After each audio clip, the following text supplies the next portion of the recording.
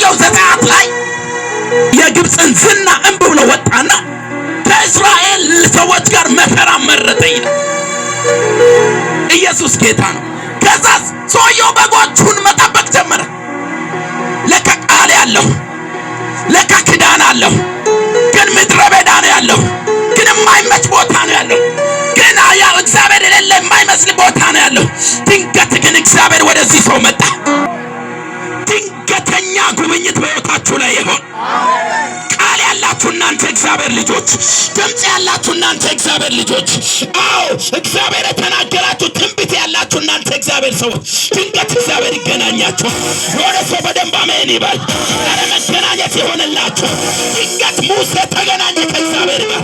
አዎ ባልተጠበቀ ሰዓት፣ ባልተጠበቀ ጊዜ ድንገት እግዚአብሔር እንደመጣ ዛሬ ወደ እናንተ እግዚአብሔር ይምጣላችሁ። ወይኔ የሆነ ሰው አሜን ይበል። በኢየሱስ ወደ ቤታችሁ እግዚአብሔር ይምጣ። ድንገት ወደ ኑሯችሁ እግዚአብሔር ይምጣ።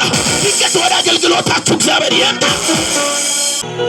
ሙሴ 40 ዓመት በፈርዖን ቤት፣ 40 ዓመት በምድረ በዳ በጎችን እየጠበቀ 80 ዓመት በኋላ እግዚአብሔር መጣ።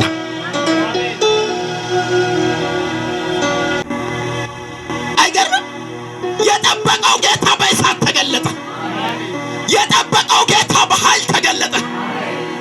ኢየሱስ ያድናል።